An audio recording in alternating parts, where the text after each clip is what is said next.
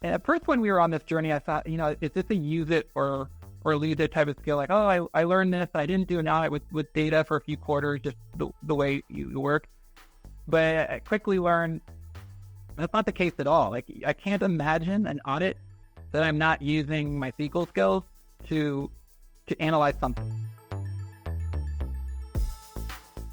This episode is brought to you by Greenskies Analytics, an audit analytics service provider that works with internal audit departments that have data analysts and are still frustrated with trying to make analytics actually work, aren't getting the expected ROI, who can't break through the communication barrier between the analysts and the audit team, and those that need experienced direction for an audit analytics strategy and process. Those that feel like they've wasted time and money on trainings, aren't getting the value they want, not prioritizing the highest risk areas for the organizations, or have projects that seemingly never get completed. Do you deal with any of that? If you do, go to the show notes of this episode and click the Greenskies Analytics link, or go to greenskiesanalytics.com to schedule a call and understand how Greenskies Analytics makes analytics actually work for internal audit.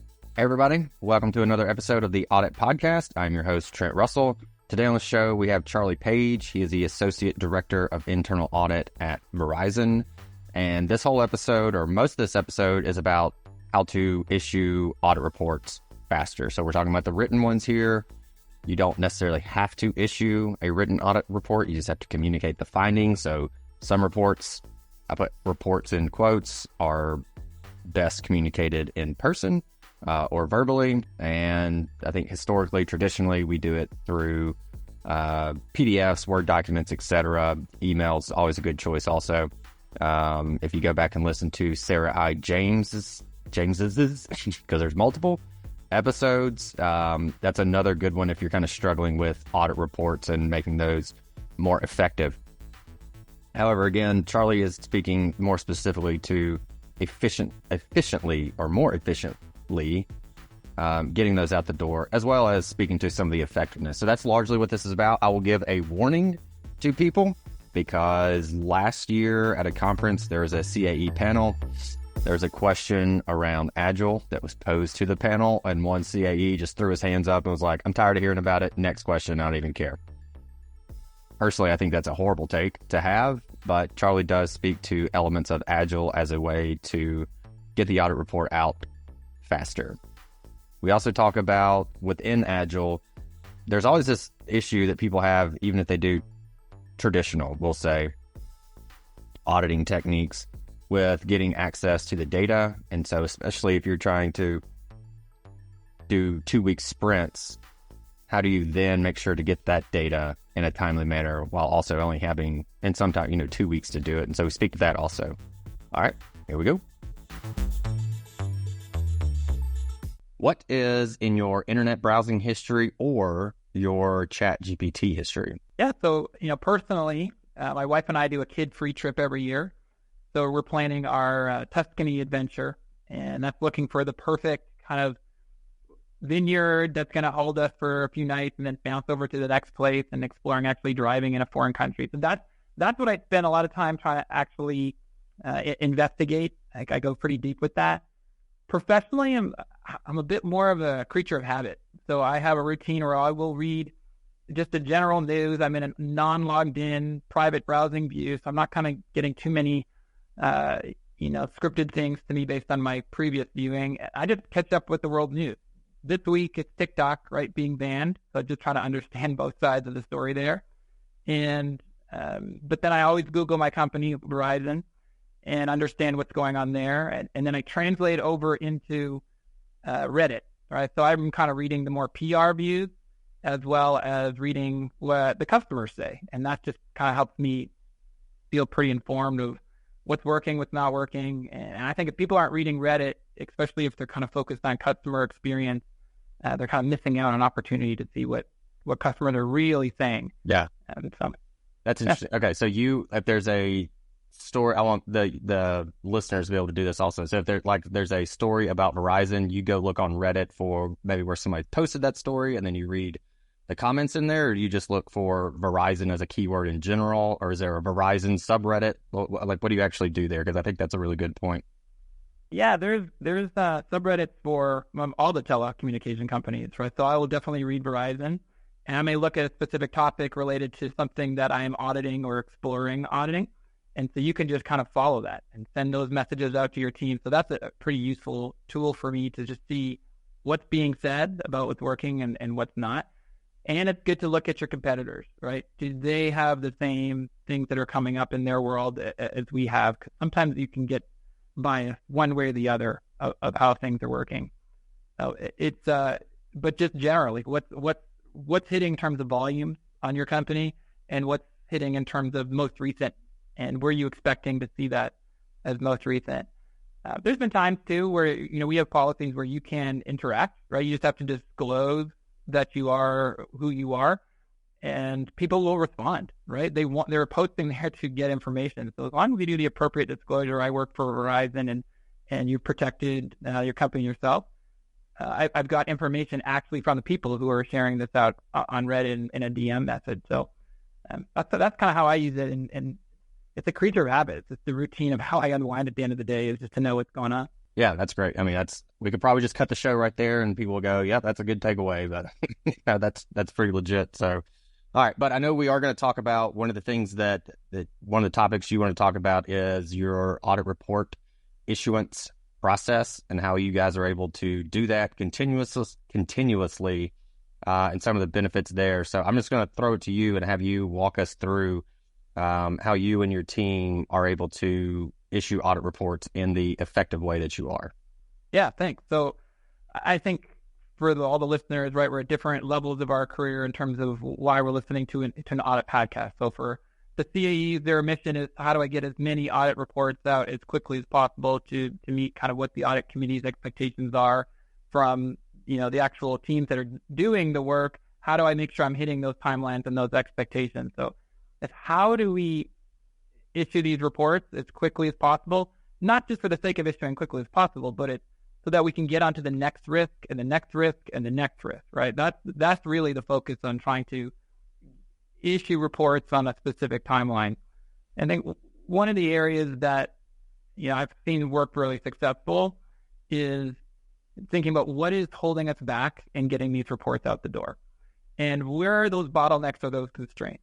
And some teams may find that those constraints are really towards the end of the audit, right? The planning's done, your testing's done, you have your observations, but you need that final alignment on how to actually, with management, agree with the observations and agree on the next steps in the action plan. So how do we relieve that constraint at the end that's holding us up from issuing that report? And what we found is successful is just getting that aligned with the business at a completely different timeline, right? So when these observations come up, or when they're even a theory of an observation, sharing that information with the business as real time as possible. And this sounds very obvious to do, but just think about, how is my audit program designed in my planning phase? Am I sharing actual written observations with the business, or am I kind of batching those and waiting for a certain milestone or moment in the audit to do that? So really just thinking about, we found something, let's put those into words, and then let's get that to the business to understand. And if we might be misunderstanding as well. So once we have that alignment as early as possible, discovery or planning, you then say, okay, well then what, right? Let's get those action plans. And so don't also wait for a certain phase of the audit to collect those action plans.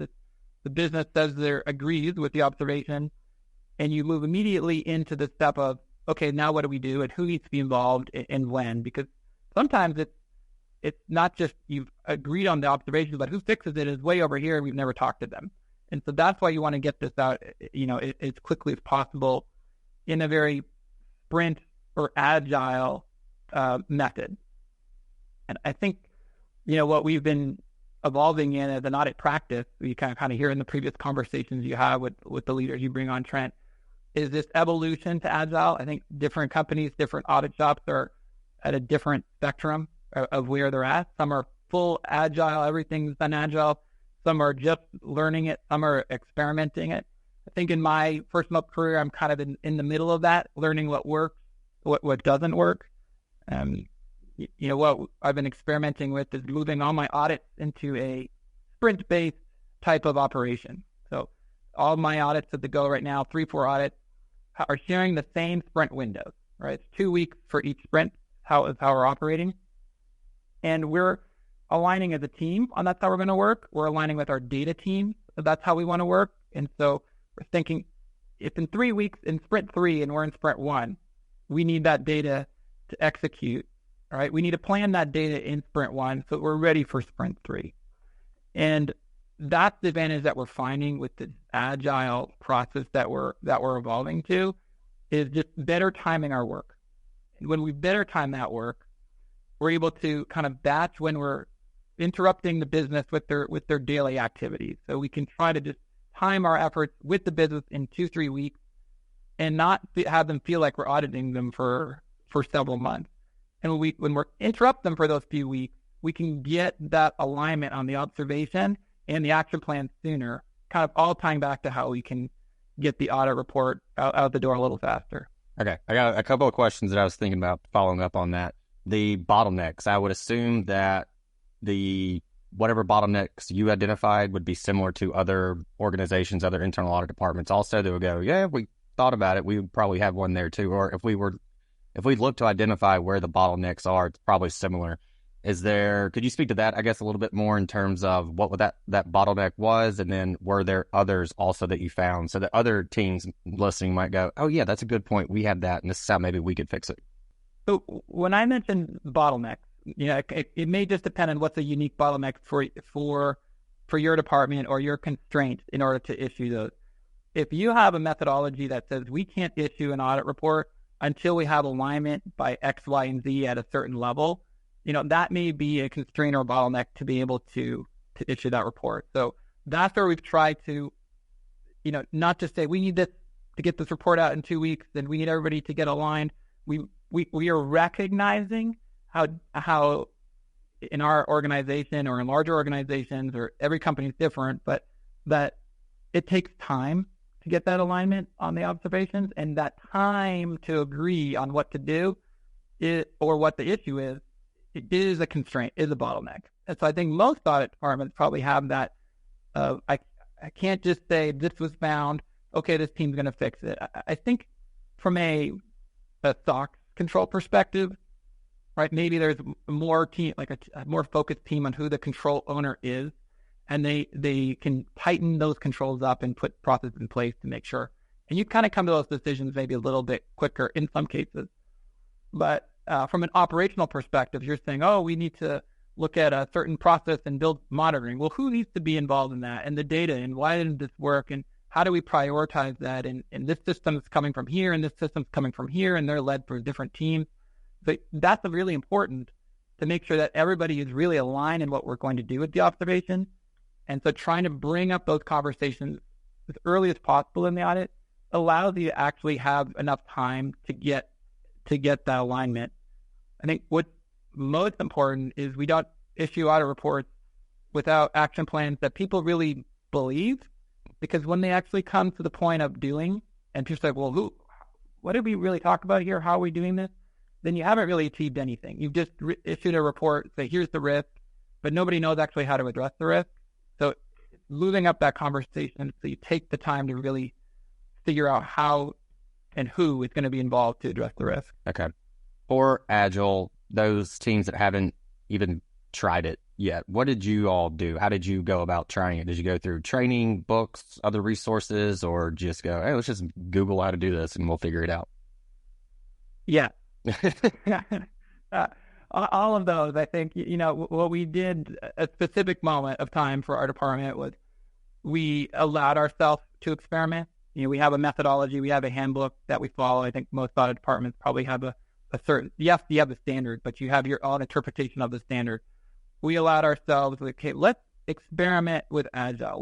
Let's break when we would normally do things. Let's do things in the cycle that makes the most sense with trying to do things in this iterative process, and see what works and see what doesn't work. And they start with one, and then, okay, we'll do a few more, and we'll train some other folks and let them have the opportunity to experience it.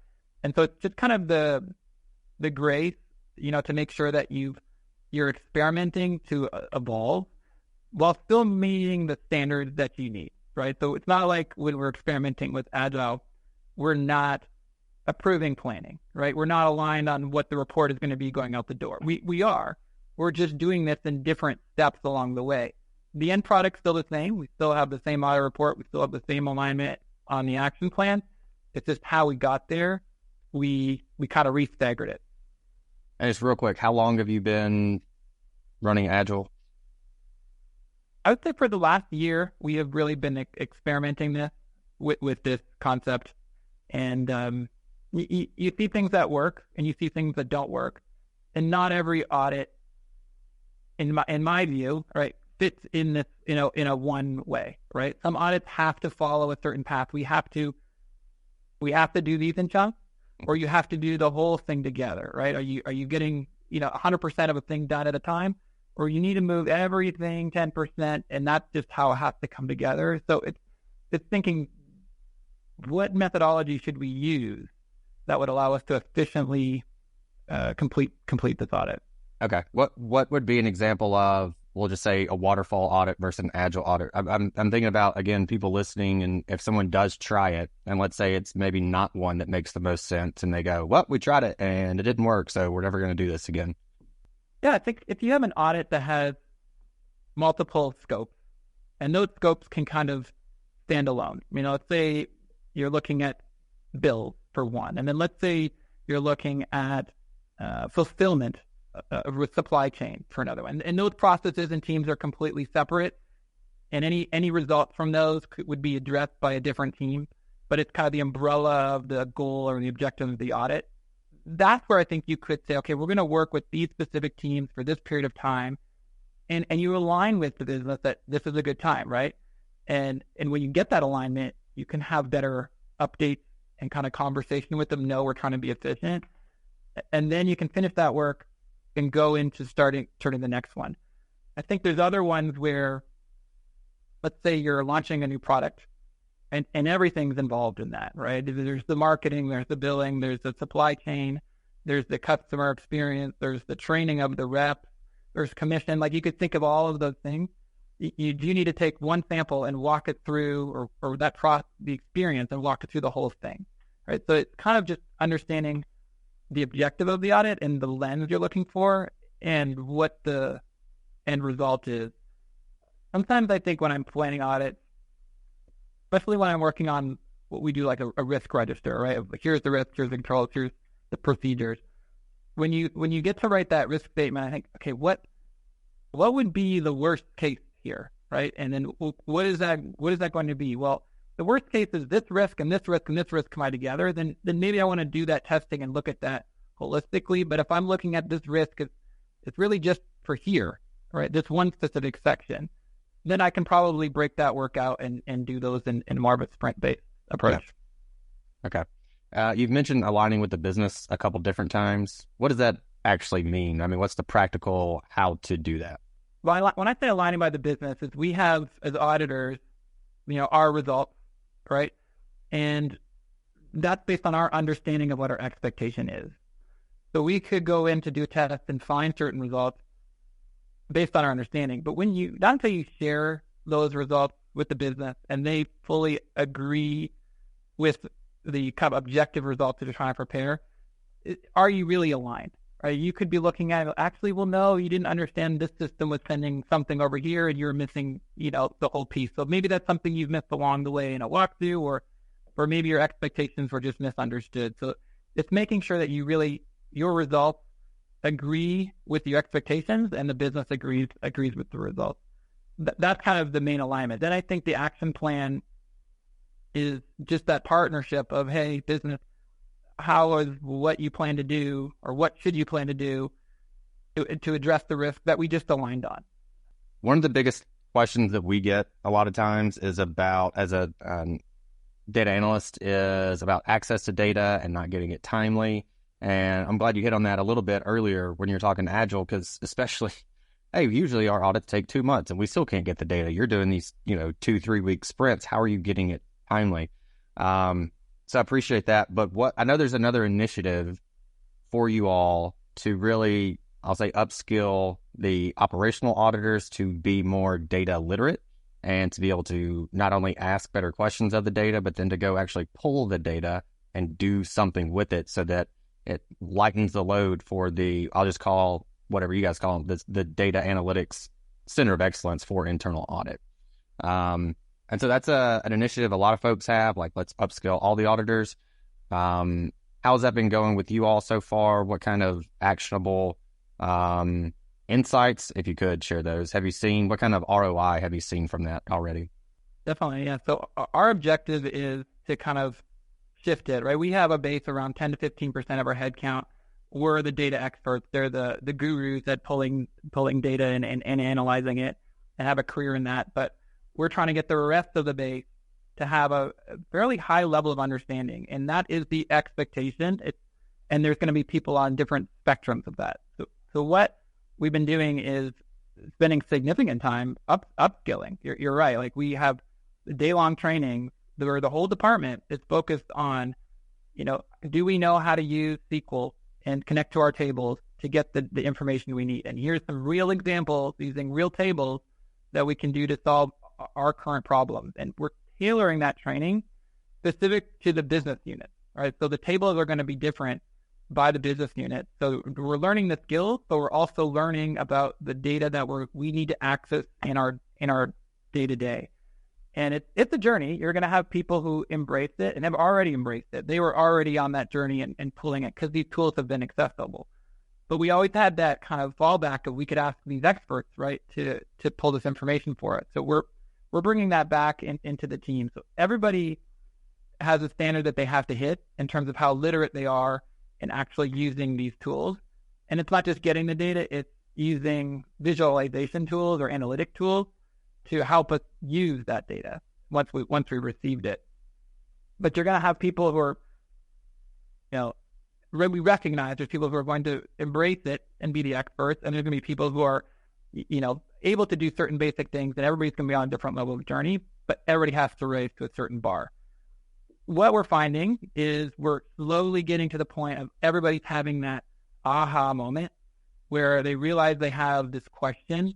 They've been trained and they know how to get the table and get the access to this information. They write their query and they get the answer, right? And they do this in an hour, in the afternoon, whatever. And instead of going from the process of, I had this question, I have to then submit it to my data expert, they have to kind of prioritize it with all the other competing tasks and then get it back. And then I have to think through it you can answer this question yourself, right? And that's where it's just really been eye-opening thing for a lot of folks. I think most people have had that aha moment when they have it and it's satisfying. On my one-on-ones, I ask, you don't even have to explain what an aha moment is. People just naturally know, like, yeah, let me tell you about this thing I did, and they're proud, right? So it's just getting people to be proud of this new skill they're learning. Where it's actually saved us in audits, right? It's back to the sprint, right? If we're trying to achieve a certain result in a sprint, we can now have a data expert, right, who can help us. If there's the more complicated ones, maybe we need to put those in future sprints so there's enough time to kind of prepare. But every data request we have, we're thinking, should we do it? Or should our data experts need to do it? And more are shifting to that we can do this. And so then we can actually control better what we want to get done in this 2-week period, and you find a way, right? You find a way because you now have a team that can get this data versus, the limited resources that departments have to support it. And that's helped us in planning, and that's helped us in field work. And at first, when we were on this journey, I thought, is this a use it or lose it type of skill? Like, oh, I learned this, I didn't do it now with data for a few quarters, just the way you work. But I quickly learned that's not the case at all. Like, I can't imagine an audit that I'm not using my SQL skills to analyze something, right? Just a general planning, right? You can learn things and you're immediately right away getting results. So it's helping us plan and become much more strategic. An example, you could think, oh, we're going to look at all these different SKUs, right? We're going to look at this product, all these different SKUs. But then you analyze it yourself and planning. Oh, you know what? 90% of it's these 2 SKUs. Do we care about these other SKUs? No. Okay, so we don't need to do walkthroughs and all these other things if we think the risk is here, right? And so you can save your time if you really know how to access this data faster. That's a good example. In the aha moment, I know in talking to other analysts, I've asked them a similar question, and they can all point to that one test or like that first time where they went, yep, this is it. So for me, it was just a VLOOKUP and doing terminated users. And I went, we could do this everywhere. Like, why do we not do this more often? And I distinctly remember the room that I was in. Like, I remember when I had that aha moment. Something though that I'm curious about is how everyone is holding themselves accountable through this upskilling. I think it's pretty easy for people to go, yeah, here we go again. I'm not going to do this. Is that through, you mentioned the one-on-ones that you all have. Is it through one-on-ones and you holding your team accountable? Is there some kind of way it's being measured across the board? Like, how do you make sure that everyone is holding themselves accountable to upskill? A couple of different ways. I think the most impactful way is the culture and the tone at the top and the expectations. Like, our senior directors are sitting in these trainings, learning these skills themselves, right? So if these very experienced auditors can learn this, so can somebody who's learning this themselves, right? So I think it's the whole culture of the department this is an evolution we're on, and the training is coming from internal, personalized to your specific group. So that's, I think, the biggest thing. It is required, right? That's another piece. But we're also using this kind of internal badging method, right? So it's, for lack of a better word, like we're competing with ourselves, right? So somebody's a bronze badge or a silver badge or a gold badge, right? So we have expectations to try to arrive to it. As my team, I have a goal to beat our KPIs of how many people are at a certain badge, right? So I'm competing with my peers to say, how I can get my team to this level, but there's an application that you have to submit to get to these certain levels. So we're having everybody has the base knowledge, and then we have these applications to get up to these other levels, and we have a department-wide KPIs to say we want to get this many people at this level and this many people at this level this year. We aspire to have that many people next year and as a North Star, right? So it's a certification process that's not overly cumbersome, but it's just thoughtful of like, okay, what do you need to be able to prove that you've done? As an actual example for folks thinking about something like this is, okay, well, if your risk writer said the team did the data instead of using their data analyst, well, you just demonstrate that work paper and those scripts to the data expert, and they validate, yeah, you know what, you did this independently, right? And that's how they kind of have leveled it up. And as a people manager, you're kind of saying everybody getting those opportunities to be strategic on how they're going to demonstrate their skills. But we also have enough checks and balances to say, you know, people are really learning this. We have also asked the data experts still have the responsibility to review our queries. All right, if it's a basic thing, it's not necessary. But when there's multiple joins, we're doing more havings and case statements, and it's more complicated for a non-traditional data expert, we send it over there to make sure, hey, can you guys just review this to make sure that this makes sense? We're not duping something or making errors and causing different problems. All right. I know that you're not the data person. That's not your full-time job, and we spend a decent amount of time on it, but I think it's important for other folks to know how this could be done. And it seems like pretty much any initiative that you all set out to do, you crush it anyway. And so I think people definitely needed to hear that. But with that said, whether it's data or Agile or any other topic, is there anything else that you want to leave the audience with? I think the kind of my closing thoughts are just, you know, keeping the momentum going through audit.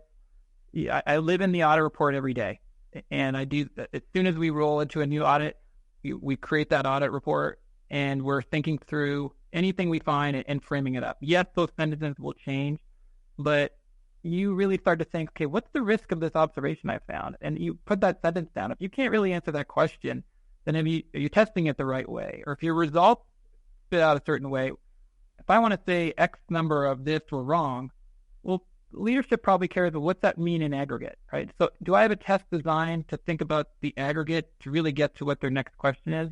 I think living in the audit report every day really helps you stay focused on your plan and the momentum of completing your audits in time. And in addition to the momentum, just see something, say something. I think sometimes teams expect to, you know, complete this perfect test and work paper and pass it over to review. It's not necessary in some cases. If you're doing sampling or analytics, share that with the business who who may have a completely different expectation, as we talked about earlier, and see, hey, are we validating this? Does this make sense? Are we looking at this the right way? Because you may look at 2 and you plan to look at 50, and those 2 prove you don't need to look at 50 anymore because you've already learned what's going on. So think about saving yourself time and the business time by just sharing information as transparent as possible along the way. Hey everyone, thank you very much for listening to this episode of the Audit Podcast. Whatever platform you're listening on right now, I'm sure there's a subscribe button somewhere, so please hit the subscribe button there. If you're listening through iTunes or Spotify, feel free to go give us that 5-star rating. It only took me about 16 seconds to give myself a 5-star review, and it really helps to get future guests to come on the show, so we'd really appreciate that. Lastly, be sure to check out the show notes and follow us on all our social media channels on Instagram, on LinkedIn, and on TikTok. Also, if interested, please sign up for our weekly newsletter from the Audit Podcast. Thank you all. Have a great one.